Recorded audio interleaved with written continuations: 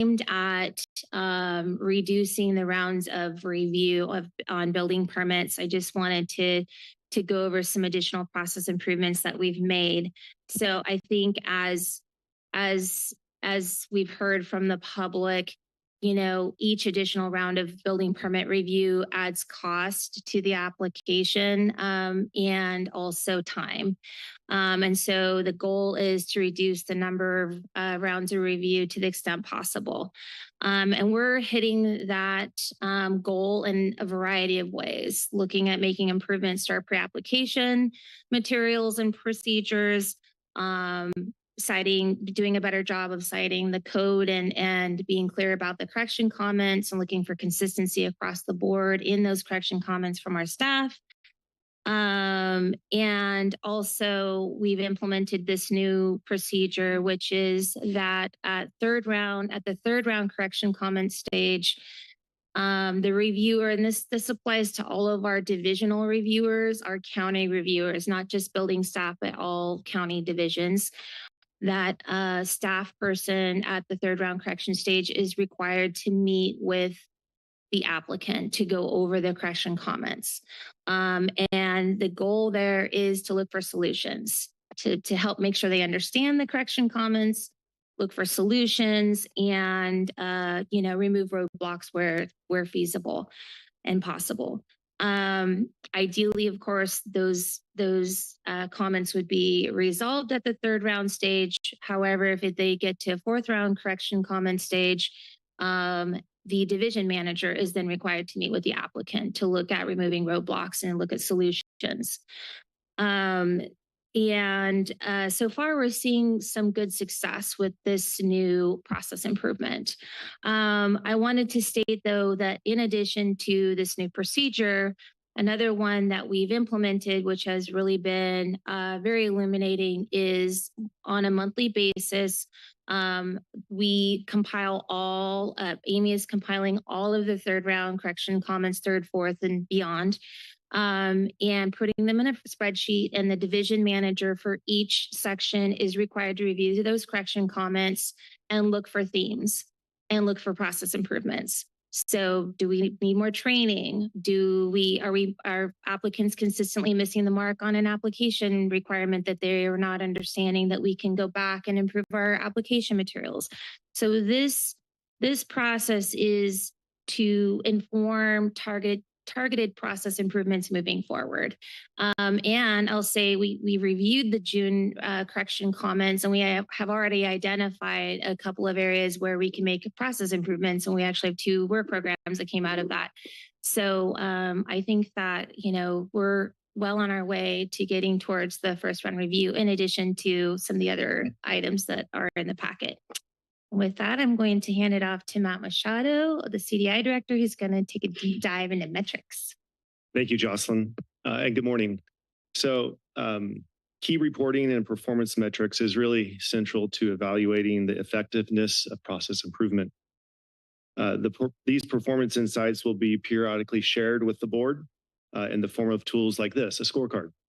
And so this slide and the next slide will provide some examples of data that we will be using to develop these scorecards, and will be shared with you and the community as we go forward. The slide in front of you is an example of a key metric that is regularly monitored. It's our on-time plan check review. Comparing this metric to the number of total plan checks under review at any given time really shows a clear relationship between on-time performance, workload, and process improvement. You can see the change over time and how we're monitoring this. Additionally, on-time performance is a county strategic plan objective, which further enforces the importance of this metric. And so as you can see on this slide, as of June 17th, we were 96% on time with building permit reviews. So some great strides in that area. Next slide. This slide, we have the results shown from the post-appointment customer service surveys. And this was since early May. And so we're looking at different ways to distribute surveys for the post survey results. We haven't gotten those yet, but we're trying to get to the people and get some responses. But in both cases, we've developed some simple questions, only just 3 to 4 with open-ended feedback to conclude the survey. And customer service surveys, almost a tongue twister there, is a part of our 30-day quick win and part of the board-directed improvements.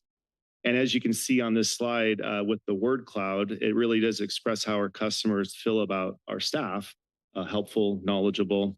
And when you look at the results of the counter-appointment surveys, I'll let you know that the 5 stars is very satisfied and the 4 stars is satisfied. And so the conclusion there is that 96% of our customers at this point are satisfied. And so that's some good news, but we'll continue to report this scorecard and others to you and the community.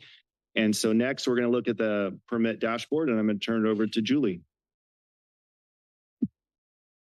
Good morning, Julie Newbold, Senior Departmental Administrative Analyst for CDI Planning. I'd like to start by thanking Darlene Samakis and Yan Sang for NISD for their collaboration with the dashboard project. This will be a fast overview, and we're using screenshots to illustrate some of the features of the dashboard. We invite you to explore the website for greater detail. The Permit Center dashboards can be found on the county's Vision Santa Cruz webpage or can be accessed from About Us on the CDI website.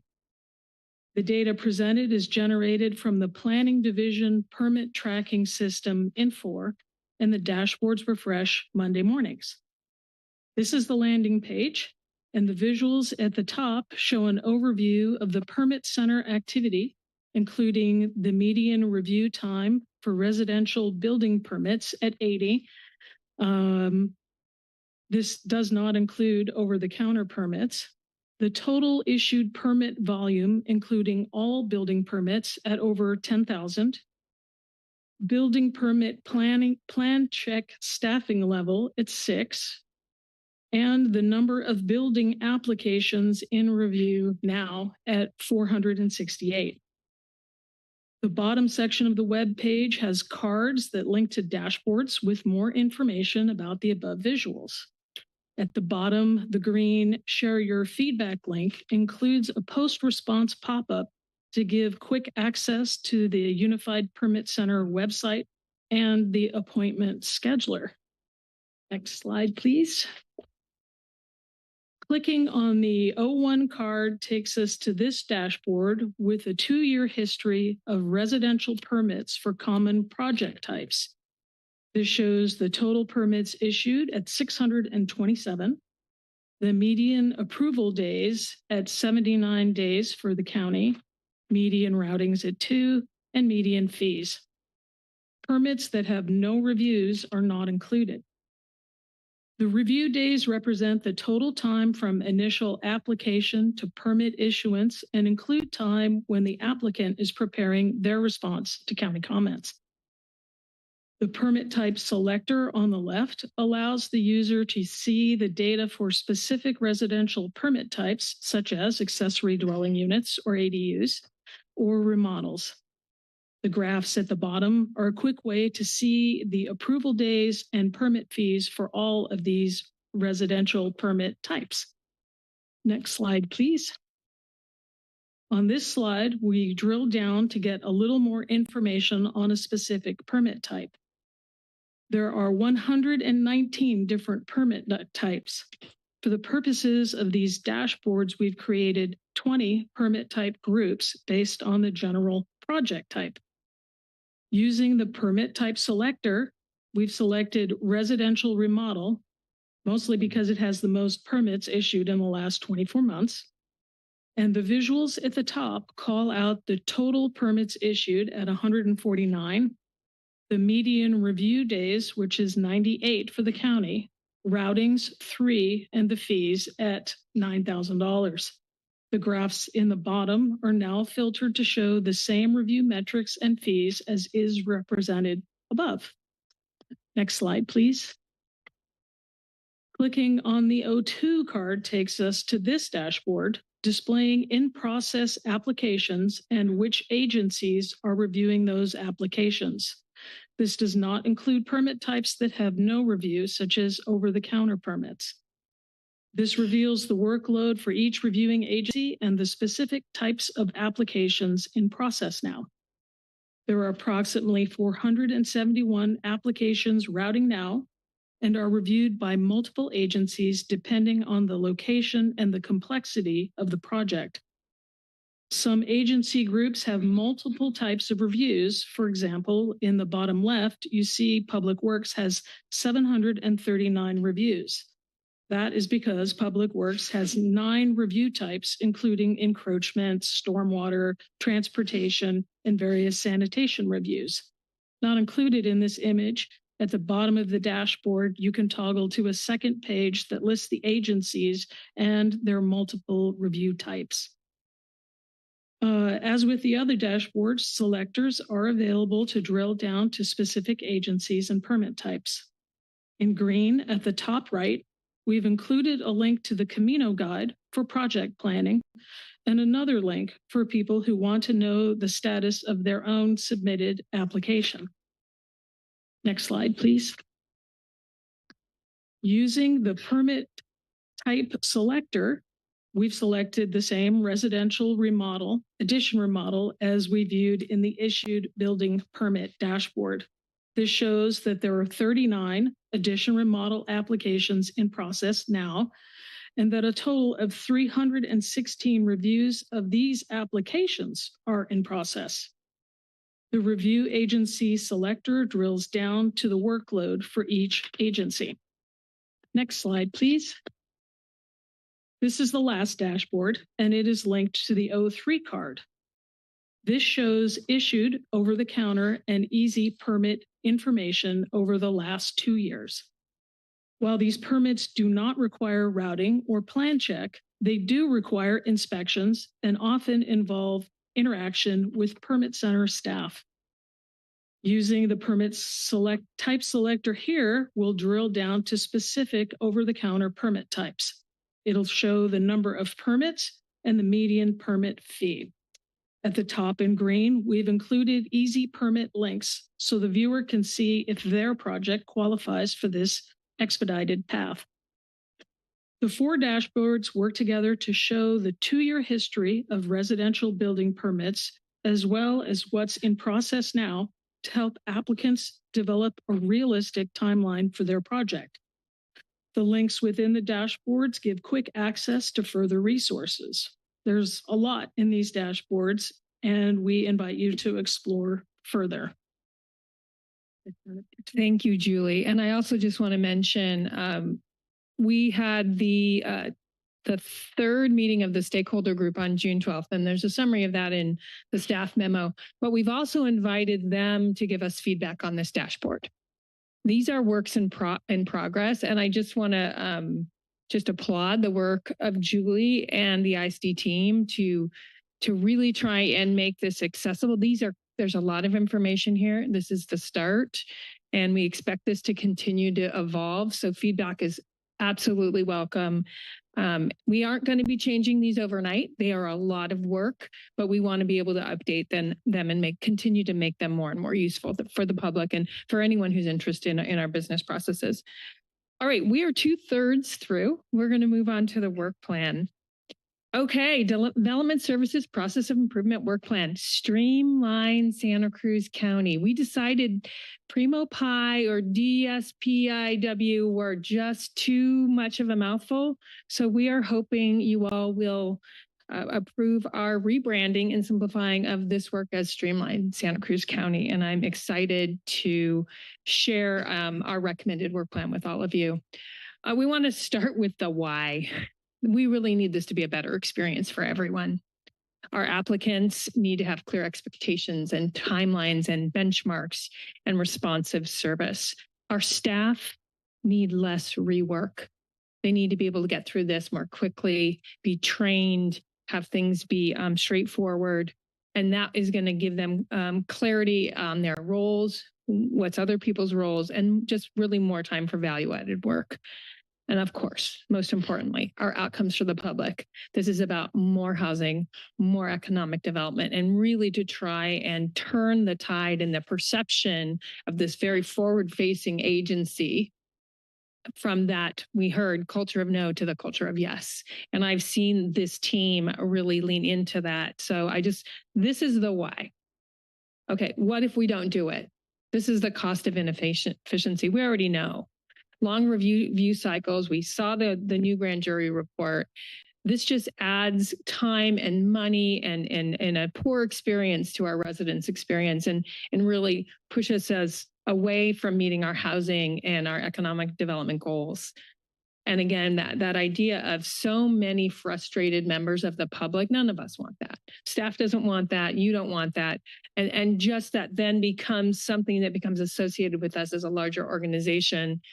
And this is a regulatory space that's hard, but we want to be at a place where we're meeting our larger policy goals. Again, that multiple rounds of review.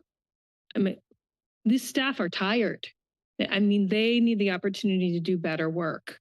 And then there's really, again, that public policy side of it. If we can't do this better, we're missing out on tax revenue, jobs, recovery from our community members who are struggling still post CZU. There's a lot to lose if we don't move forward. And you'll hear a lot in when Matt starts talking about the work plan itself. We know California is a complex place to build. And we know Santa Cruz County is an even more complex place to build. And that complexity of that code that has happened over decades is really at the root of many of these issues. And that increases those review times, frustrated community members. And that's when they decide not to permit. They're just like, I'm going to take the risk. So we wanted to be really clear about what are we trying to avoid? What are we trying to fix? So with that, I think I'm going to pass it to Matt to talk about the work plan projects. Thank you, Lisa. So the next two slides will be that work plan and line items. So the proposed work plan does include 14 key projects, many of which are interdependent. The top two, which we highlighted here in bold, are the projects that have some of the biggest lifts and some of the biggest rewards. And so this is where we see most of our development service improvements going to be happening right there in those two. And then I'll highlight the one at the bottom, project number 7. It's a critical one as well, as they all are, but it's proposed as collaboration across building permit dependent services and processes, which include items like septic system approval, fire requirements and reviews, soils, geologic, geotechnical, and biotic reporting. And again, here, those acronyms at the top right, that's the complexity, that's process improvement, and that's organizational culture and customer experience. And so those are the areas that we see improvement with these work projects. Next slide. And so this is the second half of the list of projects. All of the projects are detailed in our attachments today and a part of your board report. In addition to initial details for each project, we've also included a summary table in those attachments showing our projected timeline for each project and who the lead staff will be. And so creating these expectations and showing accountability will lead to success. And so we'll be tracking this very closely. And with that, I'm going to turn it back to Elisa for the next slide. I wanted to take a moment to talk about the last 90 days. And really, as I will now say, a core team. I think when we started this coming out of this the study session in March, that was a long session. There's a lot of critique. And what I want to just acknowledge is what I've seen this group from CDI, from CEO, from Baker Tilly, is really being more and more comfortable and able to engage in hard questions and dialogue, listening to each other, listening to different perspectives, and having really robust conversation. And I think that's a really important aspect of us moving forward with a learning mindset. And we are going deep around what is the barrier to resistance. is it code? Is it training? What are those things? And what can we do about it? We're really trying to get underneath the symptoms and to cause. Other thing, meaningful action. I know some of these steps might seem small, but they're actionable steps, and they're not just ideas, and we're moving forward even when it's messy and uncomfortable. We are building trust within our cross-departmental team. And then that's really around transparency and follow through and just keeping going, even when there's disagreement. And lastly, it's really growing leadership at all levels. We're all leaning in from where we participate. We have great frontline staff participating. We have everyone stepping up with ideas and ownership and accountability. And that's the only way we're going to pull this off is with that level of trust and support and risk-taking within these key staff members. And I just want to say incredible thank you to Jocelyn and Matt and Julie and Dan and Brian and Peter and Sam and our Baker Tilly folks, because we have been meeting multiple times weekly to keep this work moving forward and really looking towards the future. And that's how this stuff gets done. Okay, next. What's next for implementation? We are applying a pretty standard but rigorous project management approach to this. As Matt said, we have project managers for each work program. We will be further developing the detailed work programs. You'll see key tasks in the attachment, but really sort of how that's going to play out with clarity around roles, budgets, milestones. We'll continue having monthly progress reports.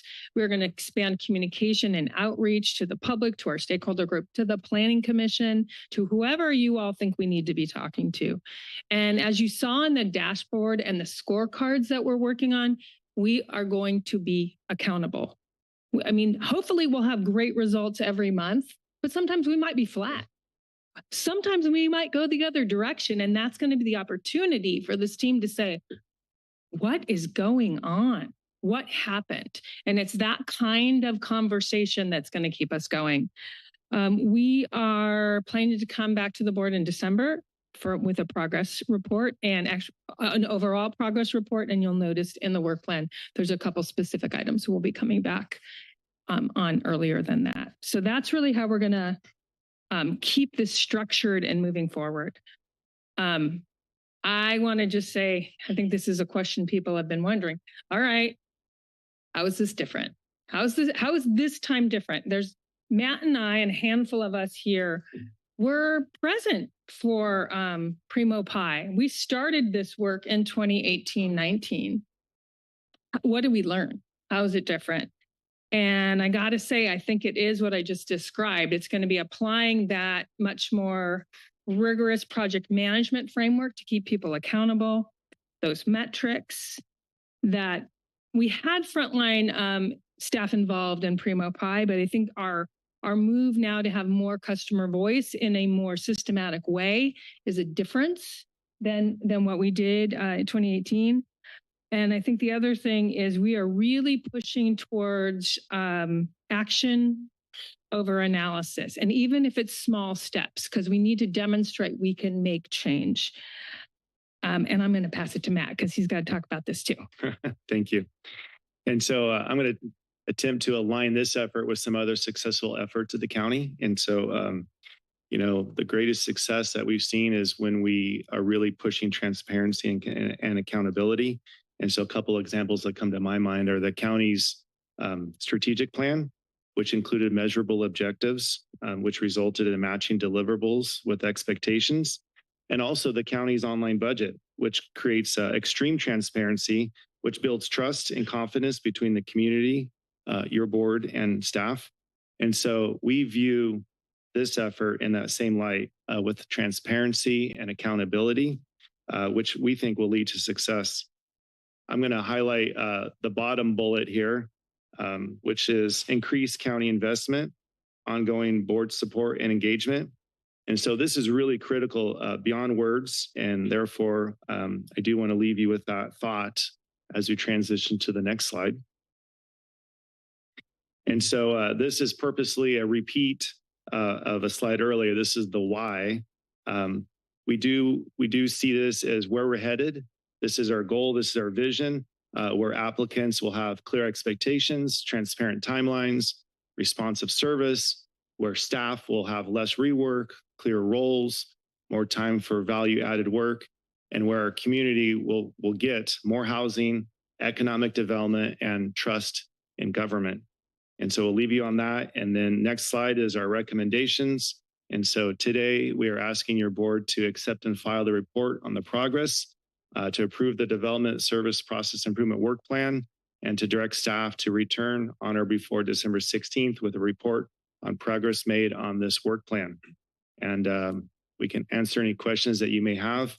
And remember, our title here is Streamline Santa Cruz County. That's our vision. Thank you for your attention.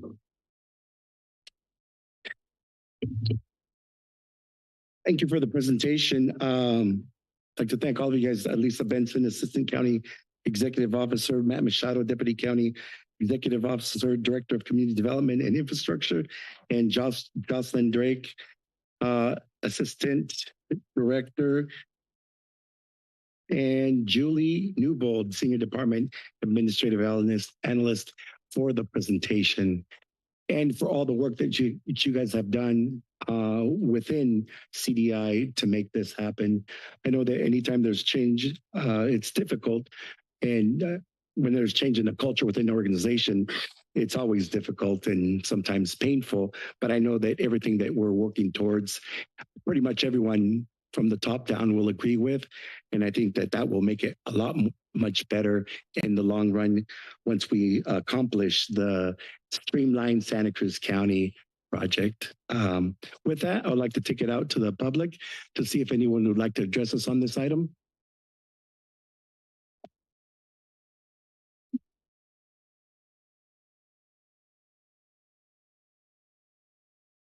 Hello, my name is Sally Lucier.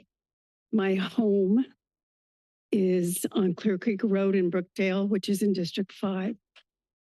Before the CZU fire, there was a 2-story main house, 3 cabins, 2 of which were rentals, and a laundry room. This is 7/10 of a mile uphill from the Brookdale Lodge. So on August 20th, my family lost all the buildings. It'll be 5 years this August, which is 1,769 days that I have not been able to live at home. In order to apply for a building permit, there have to be 4 departmental clearances on the preliminary site plan. And we hope to have those 4 clearances this week. We've had recent support from CDI and the Recovery Permit Center. And I want to thank the strong personal support of Matt Machado.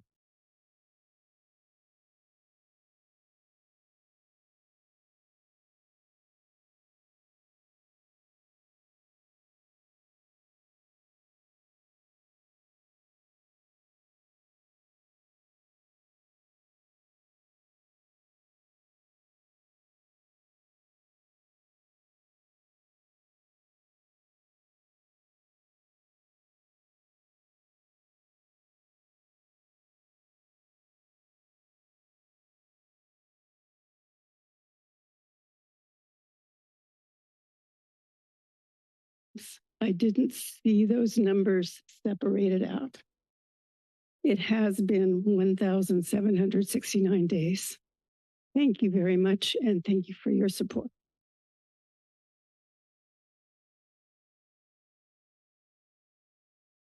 Good morning, Cove Britton, Matson Britton Architects. This is very hopeful of this work. The work is appreciated, but where the rubber meets the road is still very much a failure. You're in federal court for not following the Permit Streamlining Act. Be very simple to follow it. It's straightforward.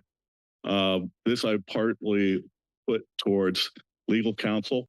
I think legal counsel should become much more engaged in what is legally appropriate. Your code is rife with flaws and continue to be more and more of issues. The code's ancient. That's part of the problem. 1610, chapter 16, period, needs revamping as soon as possible. Respectfully to like the planning commission, we've got 2 planning commissioners with really good qualifications. This is not meant as a criticism. This is volunteer work, but 3 of the commissioners probably need more information and more training about what the role is and what are technical and legal issues. Again, I look to legal counsel to be more forthright and to look at what best practice is, not what you can get away with. What's best practice? And you're going to see a couple of these today, ADUs and also SB 9. And we've got other things coming through of that sort. And the county is not following best practice. They're seeing how they can avoid doing these things. That's a cultural problem. And that's something that I look to the senior staff as being part of that cultural problem. So this is hopeful, but where the rubber meets the road needs to be happening now, not 10 years from now, not a year from now, but now. Thank you.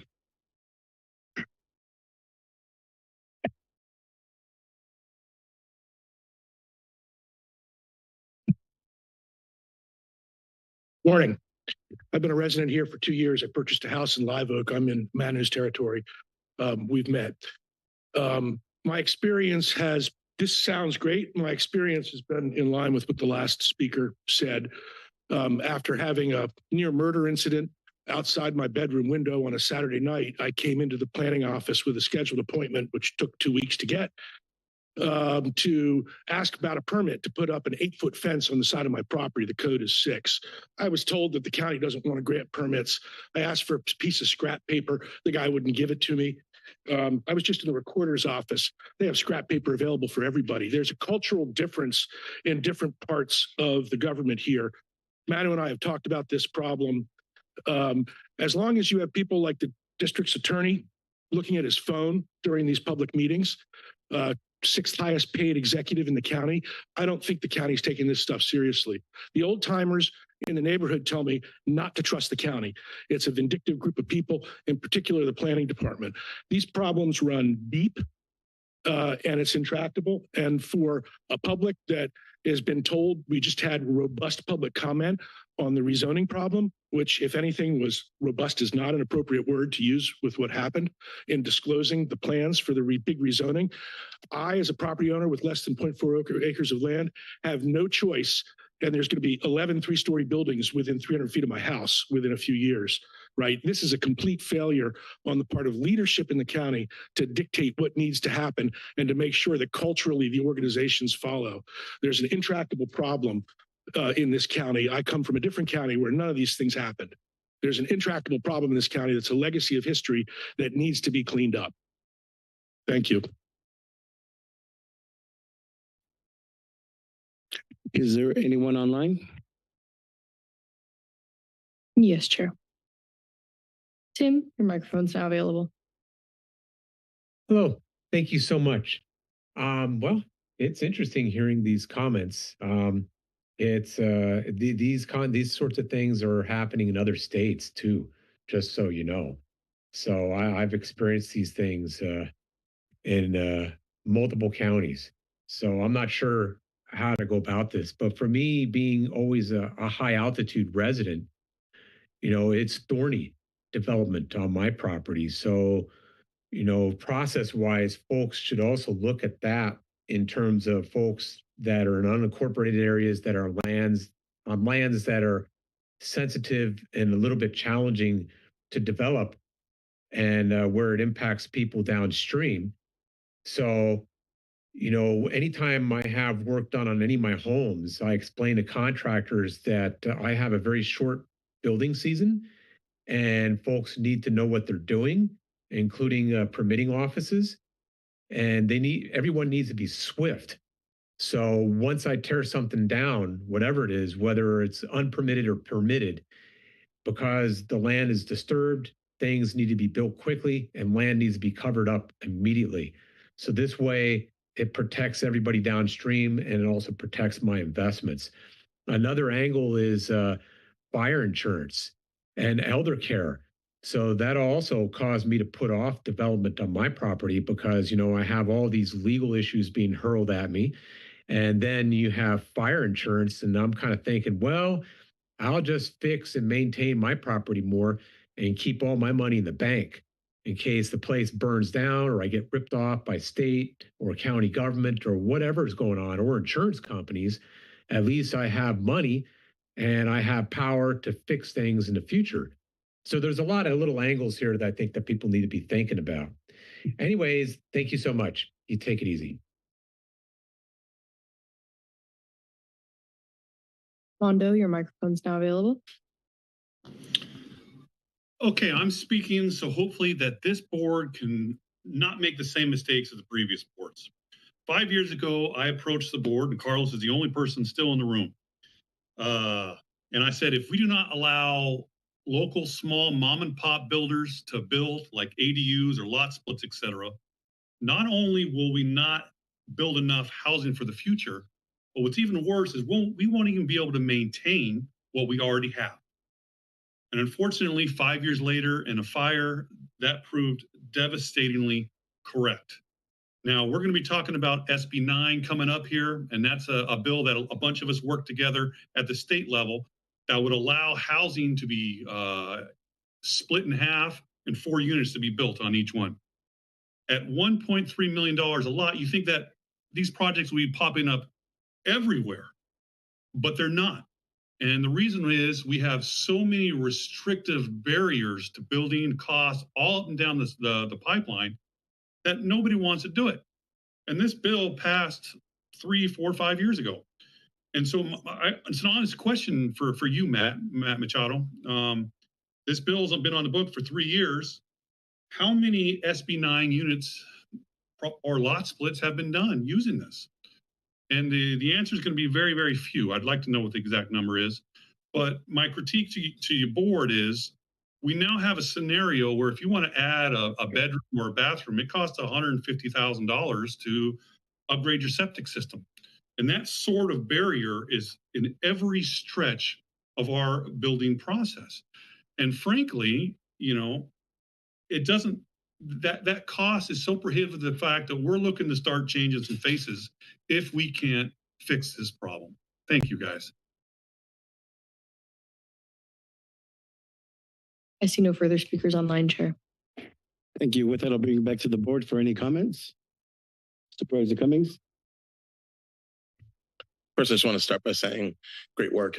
It's really just great to see all of this come together, and it's a stepwise process where we're going to try new things, and over time we'll be able to refine and make adjustments. But this is a really good first step, and being able to see the how fast permits are getting processed, and and so people can also get a sense of where things are in the queue. I think it's really helpful so that people kind of know how the permit is moving along and the permitting process is moving along. The one question I have two quick questions. One, I know in the presentation the median days for review it was like 79 days. Do we have any sense of how that compares to other counties of a similar size? We don't. I don't have those numbers, but I mean, we can certainly look into that a bit and have that as part of our report when we come back. Okay, that sounds good.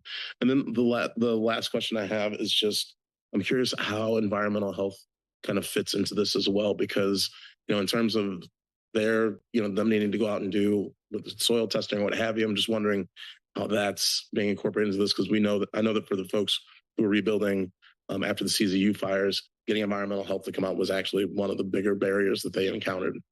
And I know that it's historically around septic, it's been an issue too for some property owners. I'm going to start and Matt's going to chime in.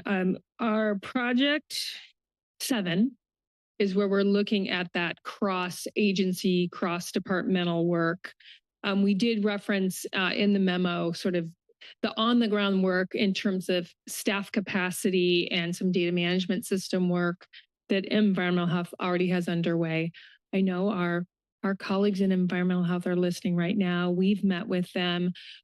Project 7 is we're really going to try and bring this work all together and bring them into this work, which was really UPC focused. But so Supervisor Cummings, that's the intention, is to really bring them in as an equal partner in Project 7 specifically moving forward. But I know from working with this team that EH is already part of the conversations that they're having in their monthly meetings. So I just want to let Matt or Jocelyn speak to sort of the shifts that are already underway. Yeah, I'll add on to that. I know that environmental health has been actively interviewing and researching different options and different modifications to the LAMP. And what they're trying to do is create more options and choices for people so that they're not so restricted in some of these septic options, which then drives the cost up. And so they've been actively working on this for some time. And I hope that their research will result in some changes to the LAMP, which actually, has to go through the state process, but will result in more options and more flexibility for our homeowners. So that's going well, and we'll report on that as well as we go forward. Great, thanks. Supervisor Martinez. Thank you. Well, let me just start off by giving a sincere thank you to the team for your work. It's clear that you've been really taking this seriously, and it's great to see the progress since the March presentation. I particularly appreciate the dashboards and the focus on data. I think that tells a different story that, across the county isn't a familiar story yet. So I love to be able to look at the data and the progress. I think that's really helpful. Just as a reminder,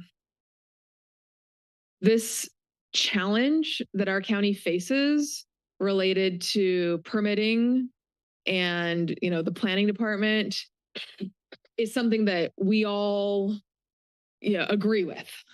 We've heard it, and this board has really made a choice to prioritize addressing this in a variety of places, right? We've commissioned this consultant and this project to move things forward. Budget cycle, which was very difficult financially. We did add 2 new building techs. And so I think that just shows that this is something that we're all taking very seriously. And I'm hopeful and optimistic that these investments and this prioritization that we're seeing from you in partnership with the board and, throughout the county will get us where we need to go, because, it's really, it feels like it's not optional, right? We have to make progress for all of the reasons that you set forward in your presentation. So thank you for that. It's not easy to undo 50 years worth of barriers, which is what you're trying to do with this reform effort. And we'll get there, but we have to keep pushing. I appreciate the progress on the quick wins, the 30, 60, 90. Thank you for taking action where action is possible. I also appreciate your willingness to incorporate the board direction that you got in March. And there were some things that were directed that were doable. I'm like, great idea. And there were other things that we saw in your report is, you were educating us what the challenges are, for example, to assign a single building permit person, I don't know the technical name, per project, right? There's reasons with staffing and vacations and challenges that might actually slow down the process. So I think that's what process improvement is. It's the sharing of ideas. It's trying things. It's taking a growth mindset to evolve. And so I really appreciate you taking the board direction and then telling us why some of the board direction wasn't as well suited as what you could do, and proposing alternative solutions, which you did. So thank you for that. I want to echo what Supervisor Cummings said related to environmental health, and also there's fire clearance and a number of other areas. The bummer is that regardless how good of a job we do with this slice of the permitting process, if those other slices, those other clearances experience barriers, our public doesn't know the difference, right? So I really urge you to expedite the folding in of improvements to environmental health.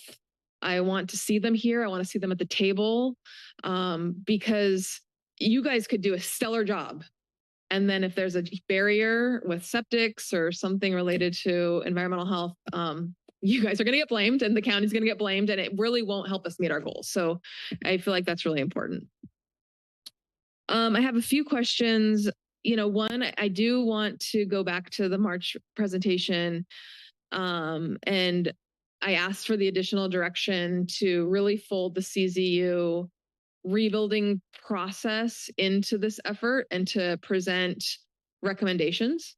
I saw that you're hoping to come back to us perhaps in December or October with additional recommendations. And I was just kind of wondering if you could say more about what we might expect. The 5-year anniversary is coming up in August. That's really an important milestone for, our county and for our districts. And so what are you working on? What do you see happening for that progress? You want to talk first? Yeah. Okay. So I'll start by sharing that, we are trying to scope that out, what the needed changes for that. And as we do, we're reflecting back on what has been done. And so we know that about 40% of the victims have rebuilt. We know that about 30% of the parcels have been sold to non-victim new owners. We know that about 15% are stuck in pre-clearance. And the majority of those stuck in pre-clearance is because they want to build more than in kind. And so that's put them in a situation where new requirements are required. And then we know about 15% are a mixed bag of people that just don't have the funds to rebuild because they didn't have enough insurance, or that they've already rebuilt without permits. So the point of that is that we're trying to dig into that deeper to see where can we help unstick some of these, the ones that haven't rebuilt, where can we help? And so we haven't quite scoped that out, but we're working on that. And when we come back, we'll have a clear scope and an implementation plan. I think Matt really, made the key points of the work ahead clear. We really need to segment our families and the parcels and understand what is going on with each of those groups that Matt just walked through, because the solutions are different.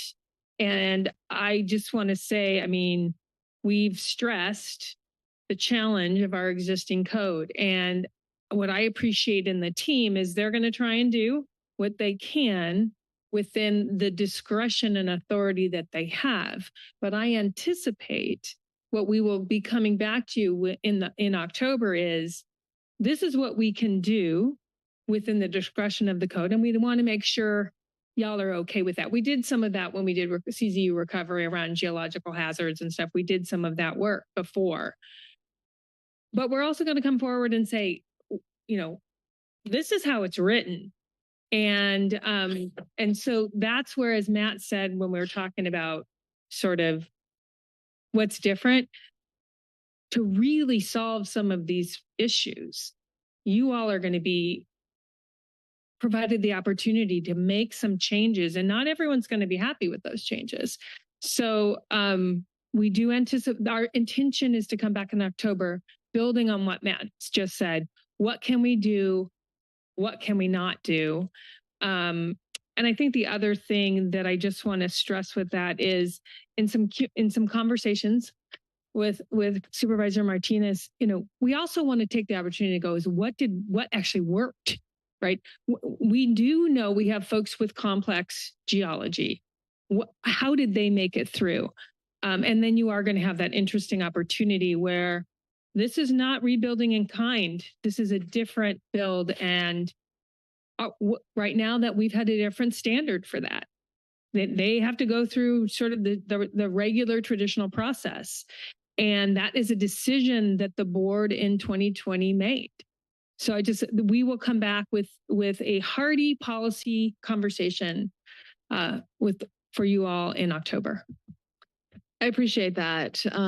And I encourage you to look at the options and the flexibility possible and to stretch, because, we still have hundreds of folks who hope to rebuild and time is running out and want to rebuild. So I do think if there's code improvements that can be recommended, I look forward to seeing those and being able to support people who are trying to rebuild. I also encourage you to, bring the same focus on numbers and data. I loved the sort of breakdown, loose percentages there, Director Machado. That's helpful for us to know, but even getting more, getting really into the details of, how many parcels, how many households are left, and what can we do. That'll help us be accountable to the improvement that needs to be done.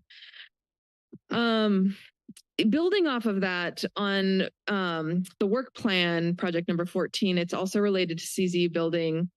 It stood out to me that the success criteria in that was described as receiving positive feedback from CZU property owners about the rebuilding path as opposed to more homes rebuilt. Is there a reason why we went one direction versus the other? I think we can add that. I think that's a simple, measurable metric that can be part of it, should be part of that success criteria. Great, thank you. And then finally, going back to how I started this, which is, this plan is a representation of our board's commitment to improvement. And in the development plan, or I'm losing all the language, the work plan, you're laying out kind of 3 years and more probably worth of progress. What costs do you imagine you will be asking us to invest? What is the overall picture as it relates to the financial investment? Is some of this just using the same resources and doing things differently? Or is it, are you going to be coming back to us with budget changes for improvement? Yeah, that's a good question. And so I'll start by saying that we've already invested significant time just to get to this point where we've tried to scope out some of these needs. We know that the implementation of these projects will be even more significant. We did build into our budget that you approved some of this need, some of this resources. We anticipate using some consultants to help us implement some of these projects because our current staff, they're busy with the day job too. We have to keep the day work going. So we do know that there's going to be significant investment. I can use some examples, but we don't have all the details yet. What we envision is when we come back for these updates, October, December, we can further scope out these projects and have those costs to date, what we've spent to date, and what we anticipate in the next, say, year or two.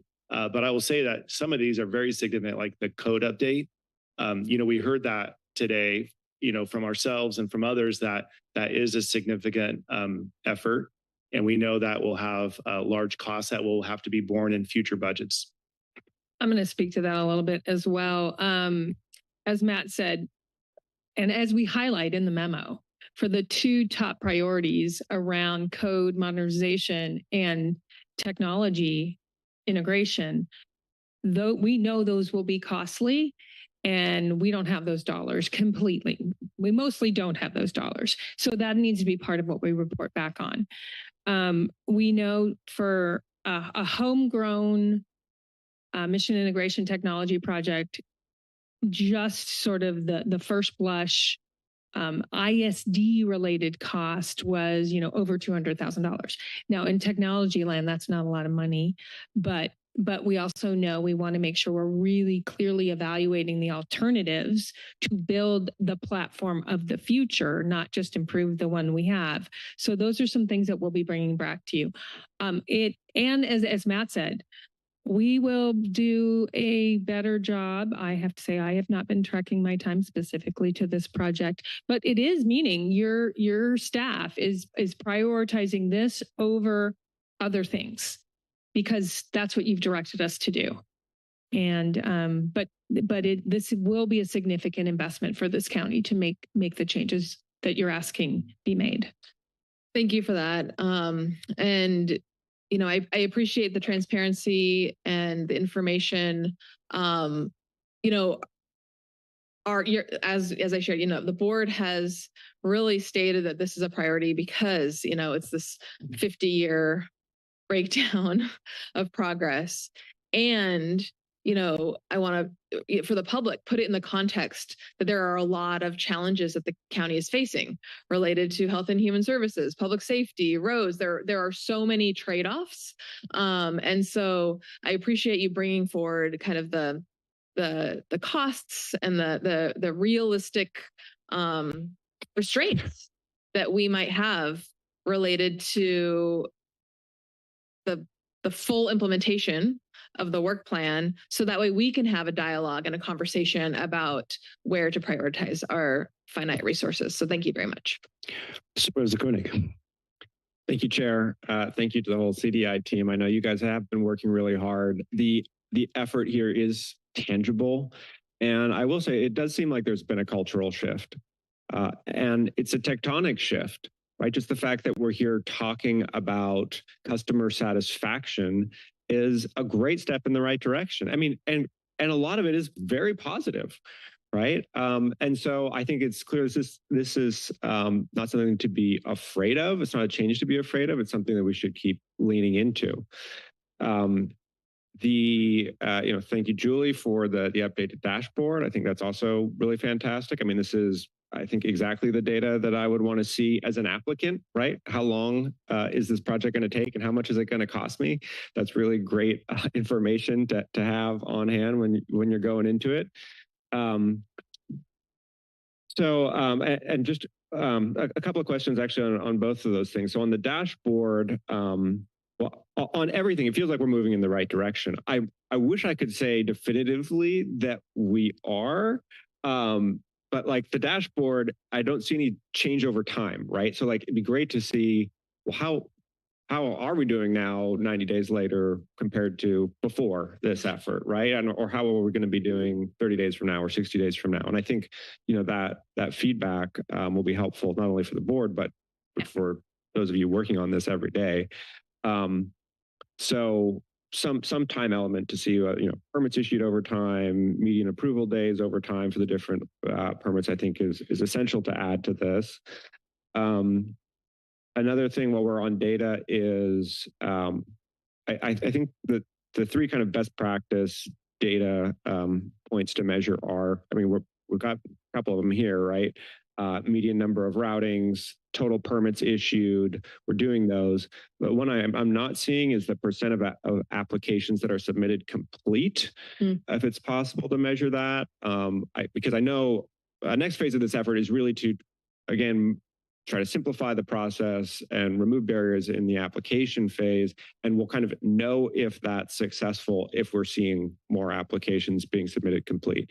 If there's some other way that you, as a department, would prefer to measure it, certainly open to that feedback, but I think we need to be able to measure our progress on that front. So much of what feels like the positive momentum here is just talking more with our customers too, right? I mean, it's great to see how much the walk-in hours have been utilized, and that you're even moving towards offering an additional time, right? The 9 to 10, I think you said that was with our inspection team. Are we maxed out in terms of that offering? Would we ever consider expanding those hours a little bit more? So far we've been able to handle the volume, and we're still training our new staff. So I don't think we're quite at the point where we're going to expand or need to expand those, but I see in the future that we may. But right now we've been able to handle the walk-in volume. Because we can slot people in between appointments. It's not like at 9 a.m. we turn people away and we're like, sorry, like that's it for the day. We've been able to handle the volume. But I know Brian, our UPC manager, is working closely with Bailey to monitor, and we can add as we add staff too. Great. I think it's worth mentioning that in the budget that your board approved included 2 new permit techs, which I think Jocelyn mentioned in her remarks earlier, that as needed, we could add more resources to those walk-in hours with that new resource that we've got. Now we have to recruit and add those bodies, but I think that's the future as that grows, as that need grows. Right. Yeah, that's great. Again, on the theme of communication, it seems like, making sure that the permit tech and planners contact information is included with the comments is really helpful and appreciated. I just wanted to, and that lines up with feedback I've heard from applicants. Is staff including their phone number as well, or is it just email address? I know that just sometimes being able to have a conversation, I mean, and granted, as someone who receives more phone calls than I can get back to, I understand it's a balance. But yeah, for staff including a phone number? They are, yes. They are, yes. We've mandated that requirement for all of our reviewers. I think people find that email is the quickest way to reach us. But yeah, the contact information is consistently required across the board. Okay, great. That's fantastic. Maybe even offering the people the opportunity to pay a little bit extra to come in for like some, in-face consultation with their planners. Another suggestion I've heard from the community, because having a conversation can, help kind of get through some of those roadblocks. Anyway, just an option to consider, throwing it out there. Sure. On the surveys, again, fantastic. We've had such positive feedback from folks, and I think it's because these appointments have been so positive and staff has been so helpful. It would be good. I'm eager to see how people feel like at the end of the process, not just sort of at the highlight. Is my understanding, based on reading the material, we've only sent out the sort of end of or permit issuance survey by paper? I believe so, but we have Brian here to speak to that particular survey and the things they're looking at doing.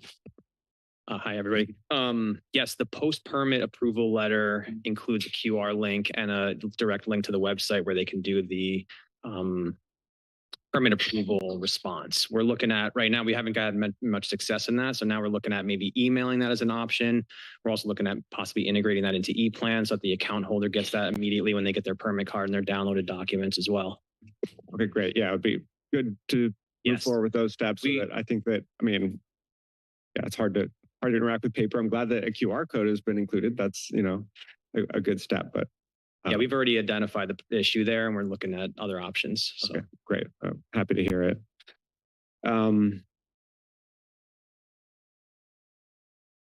Okay, I think those are most of my comments. I do agree with these kind of general comments about complexity.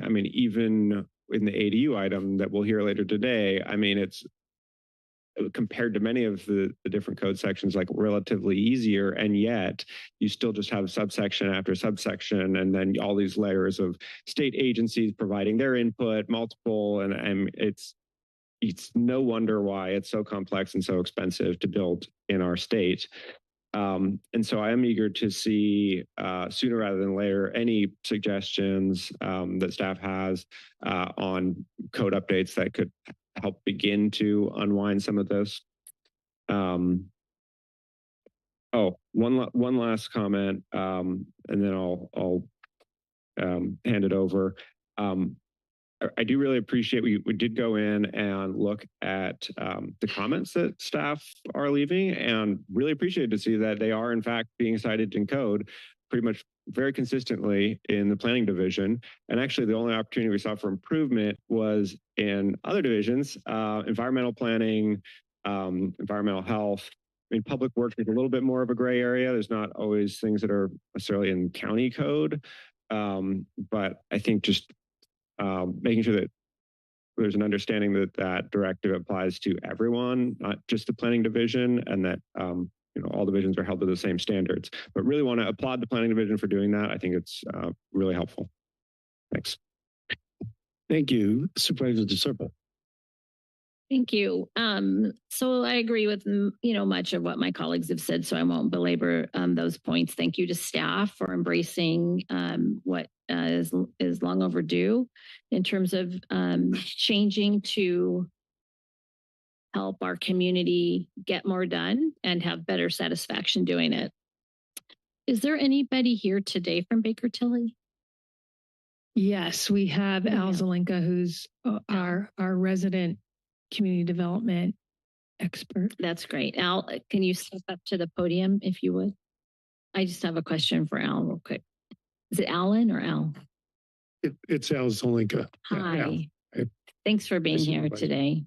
Thanks. So, I mean, you've heard the report, you've seen some progress, you heard the board essentially direct staff with 8 additional recommendations based on our, feedback that we've heard from reliable sources in the community that use this process all the time. Is there any other recommendation that we haven't adopted that you think is pertinent here or would be helpful? That is a extremely important question, Supervisor. I would say there's a lot of recommendations that we're formulating. As Elisa noted, this team is really starting to congeal in the old mid 1960s psychologist Edward Tachman, who developed that model of teams where you form, storm, norm, perform. This team is in that kind of the norm, getting ready to perform stage, like in a big way. As Elisa said, it wasn't easy at the front end. But this team is really working well together now. So there are recommendations. I don't want to just, as a consultant, I don't want to just throw them out. But I will say there are dimensions to, let's say, the LAMP or the code that are worthy of making modifications to make things easier. We heard at the June 12th stakeholder meeting, for instance, that there are human bridges holding together technology. So there's manual processes that connect from one technology used to another for the permitting process to operate. So the more, and the staff is with IT, people are all in on figuring out how do we integrate these technologies? How do we make that more seamless? Because hearing the member of the public say that they've not been living in their house for 1,700 days is heartbreaking to everyone in this room, and including staff. And so there is a real focus on making things better. And I've seen, just since, I'm the outsider here, by the way, one of the whys that Elisa missed is, one of the whys you're doing this is because you don't want to hire people like me anymore. You want to be able to have this just increasingly be part of the DNA of the culture. And so, but I think to staff, there's a lot of observations with recommendations that are developing, but I don't want to just shoot from the hip here because it wouldn't be fair to the team. Sure. Because we're working hard together. But I think it's an important question that needs to continuously be asked. What else can we do? What else can we do? What else can we do? Have you seen anything in your work with other counties that could be adopted here? Yes. And I understand your respect for the team because we're all working together on this. I mean, there are counties around the state that have much less complex lamps or provide more alternatives in their lamps. There are, the Business and Professions Code defines what a qualified professional is with respect to reviewing and preparing the plans for septic systems. The Business and Professions Code also allows local counties to amend that definition and add to it in the lamps. I think we really have to look at that because the county of Santa Cruz has amended and made what a qualified professional is, go through some more training and credentialing. I think we have to look at that and be inquisitive about it if there's a true fundamental reason why those extra requirements for qualified professionals exist in the county. There may be very good reason but if those reasons can be accomplished in other means, through other means, then maybe we reduce that barrier. And but again, there are things in other counties that counties are doing, and I also think that we're just at a point now where, I mean, I know I have a list of questions, and I think this whole team has a list of questions. We have to take those questions to some peer counties and see what they're doing in response to those questions. Just like the Supervisor Koenig asked, how does this compare to other counties in terms of numbers? I think we really have to ask some peer counties, how are you doing and how are you addressing these various topics? I know I'm not being as specific as you probably want me to, but it's really out of I want to give good information, not shoot from the hip information. It's been helpful. Thank you. Okay. I think Thank you, that's sufficient. And then the grand jury just came out with a report that echoes much of what I think this board has seen. Am I allowed to talk about any of that right now? Because we haven't talked about it as a board yet. The grand jury report that just came out. There's just some recommendations on there. I just want to quickly address. It's public. Okay, So. great. Thank you. Yeah, thanks. So one of the recommendations from the grand jury was an ombudsman to help people sort of shepherd things through if they had complaints. I think what you're seeing now is that this board is serving as your ombudsman. Like we get the complaints, we send them to Matt. I worry that Matt can't do his actual job because he's dealing with so many complaints from the board members. But I know our budget is very lean. I'm guessing that it's not something that we could budget for now, an ombudsman, but have any of you seen that in other counties, or have we ever done that here before? Well, I don't know what other counties have, but I do know that our UPC manager, Brian Rubin, is that ombudsman. I mean, he really is. And depending on the type of complaint that either I or Jocelyn or Stephanie Hansen receives, we forward them to Brian, or depends on what the topic is, but we have that. We feel like we have a lot of that in play right now.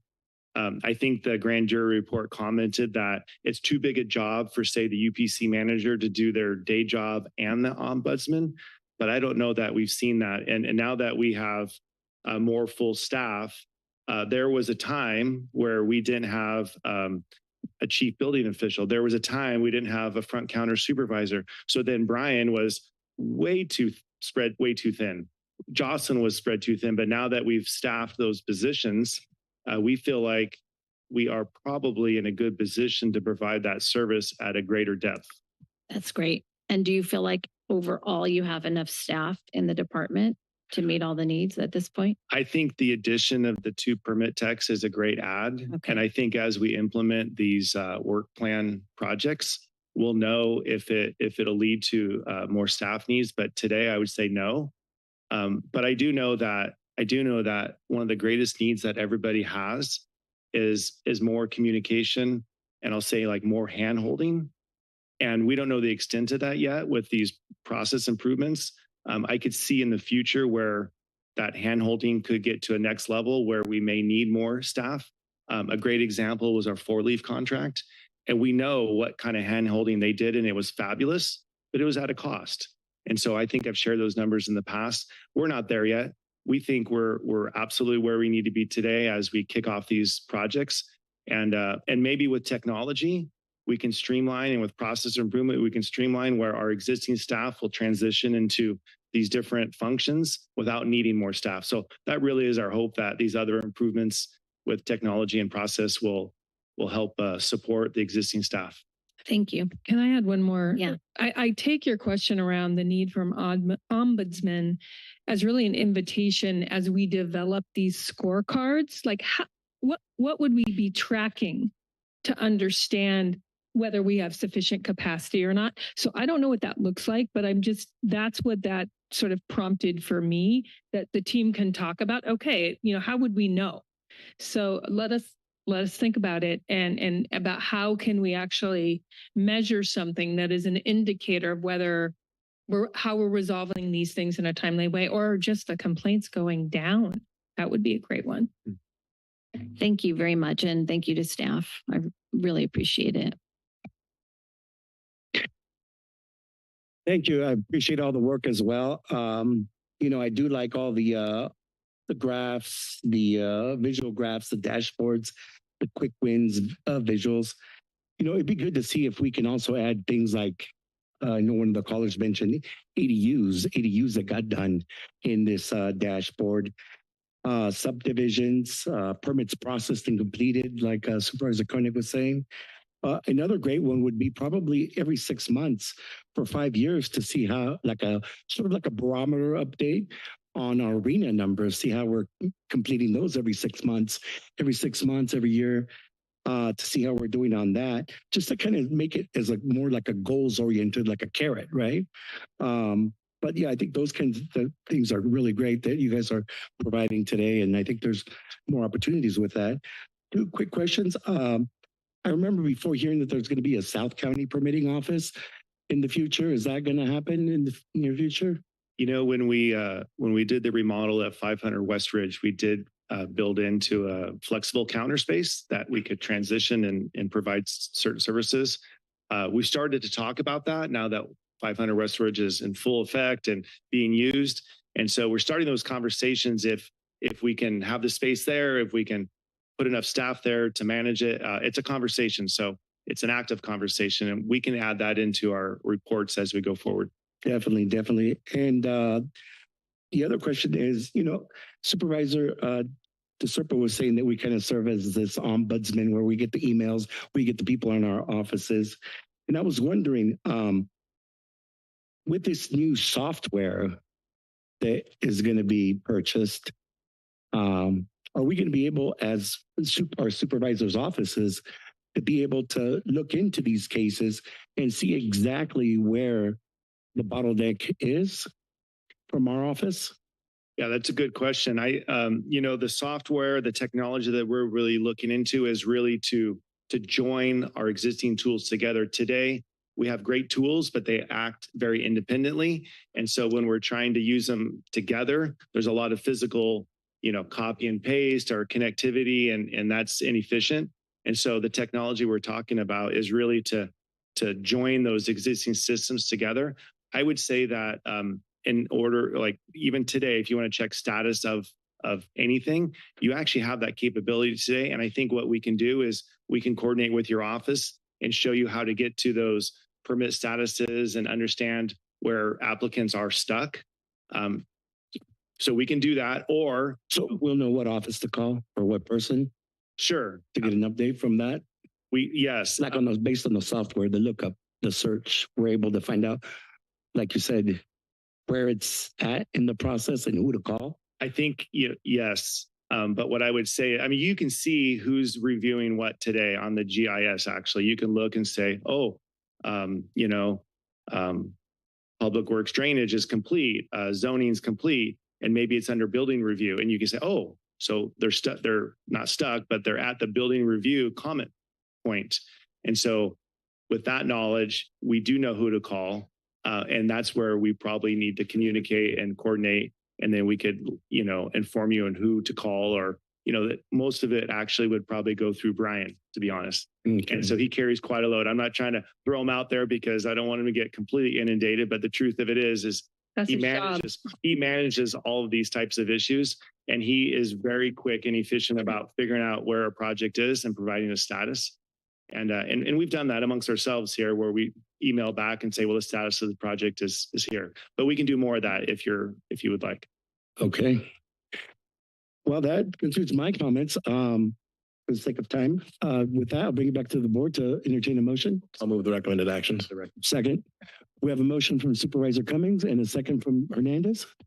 I'd like to offer a friendly amendment. I feel like we're making great progress here. I'm just not ready to take our foot off the gas with, the full 6 months. And even staff, you were suggesting that maybe it would be October and not December. So I just I would suggest that as a friendly amendment that would direct staff to return on or before September 29th with a report on progress, updated metrics, and including detail on code updates, specifically near-term code updates that incorporates feedback from planners, permit techs, and Baker Tilly. Well, you guys are going to come back October anyways? We were going to come back on CZU in October. Okay. Do you want to mesh them? Blend them? Sure, they could be. Okay. Can you repeat? Sure. But mostly just asking for the next reporting update on this to be at the end of September, so 3 months rather than so we can do the update with the CZU, then that can. If is it okay if we do it in October? We have the schedule for the scheduled date for. I don't know if we have the scheduled date. In October. First half of October. How about that? Okay, first half of October. Thank you, sir. Okay, so we have a motion and a second, an amendment. Motion from Supervisor Cummings, second from Hernandez. Supervisor DeSerpa. Aye. Cummings. Aye. Martinez. Aye. Koenig. Aye. And Hernandez. Aye, motion passes unanimously. So we do have a scheduled item for 1:30. And we do have a closed session that's going to be over an hour.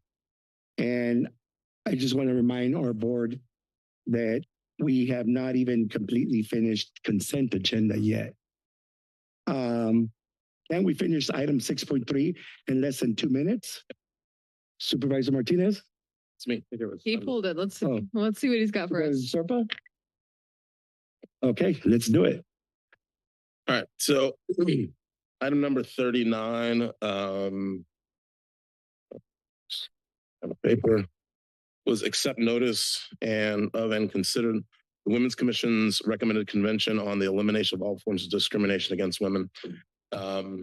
This is something that, based on the agenda report and just from talking to some of the members of the Women Commission that they've been working on, and I just feel like having this on consent, if we were to approve it today, wouldn't really give us an opportunity to have a discussion about the different recommendations from the Women's Commission. And I just think that, really wanted to be respectful of our commissioners and the time that they're putting in. I think it really is worth us inviting whether it's the chair, the vice chair, or their recommendees to come and give a presentation on these items, because while there are some that may be costly that we can't implement now, I was looking through and there are a few that seem like, that we could move forward with sooner than later. For example, looking at pay disparities between women and men, and county workers, like that doesn't seem like that's that huge of a lift. But if we were to approve this on consent today, this would kind of just go off onto some shelf somewhere and we might not ever revisit it. So I'm going to propose that we bring this item back, that we continue the item to the second meeting in August and invite the chair, vice chair, or 2 designees to come present the recommendations and have it on our regular agenda so we can discuss what recommendations were provided, and then whether there are opportunities for us to move forward on those recommendations. Thank you. Anyone in the public wish to comment on this item?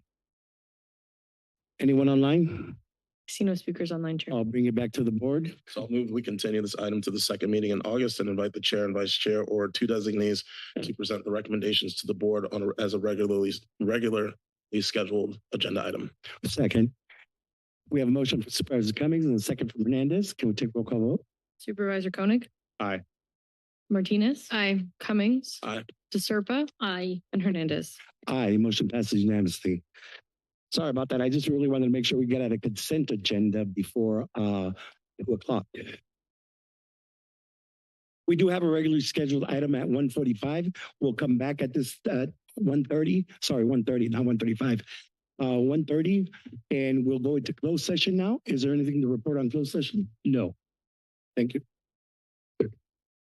Recording stopped.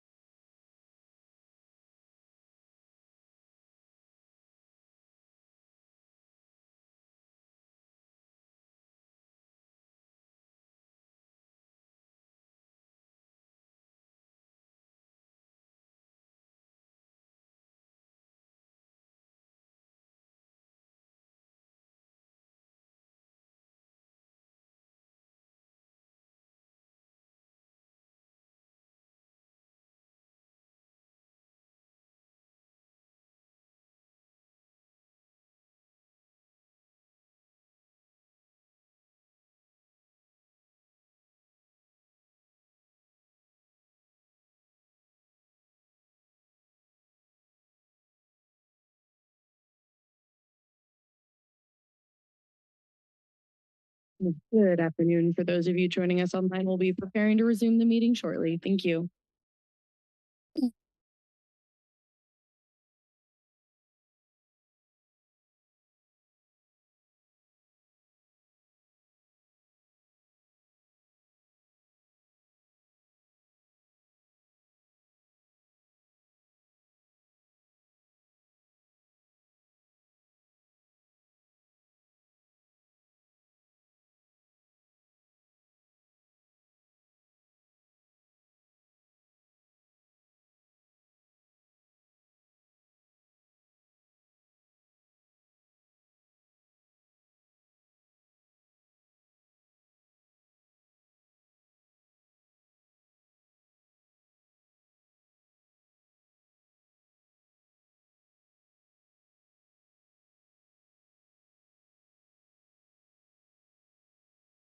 Recording in progress.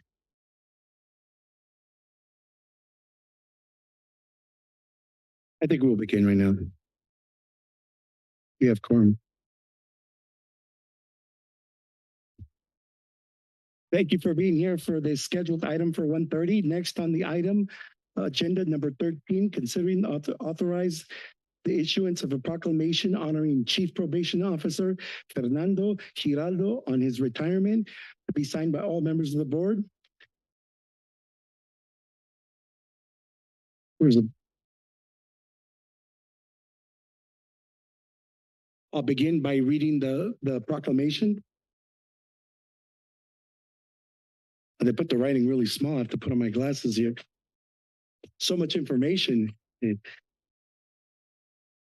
Santa Cruz County Board of Supervisors proclaim honoring Chief Fernando Giraldo on his occasion of his retirement, whereas Chief Fernando Giraldo will officially retire on July 25, 2025, concluding his oh, thank you.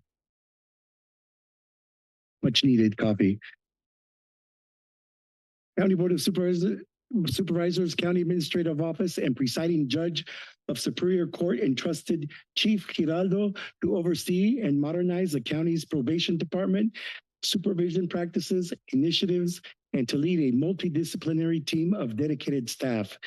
A servant, a leader, Chief Giraldo cultivated an exclusive leadership pipeline, prioritized workforce development, and advanced organizational performance through strategic planning, data-driven evaluation, and a commitment to partnership.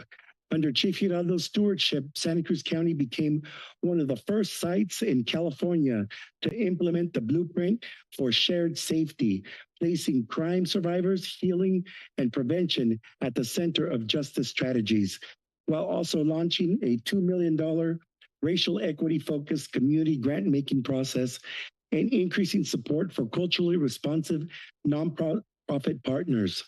Chief Giraldo was instrumental in reducing local youth detention by over 75% through evidence-based alternatives, including development of Luna Evening Center in 2005, the creation of 2 probation success centers, and the implementation of restorative practices and diversion programs that build public safety through opportunity rather than punishment.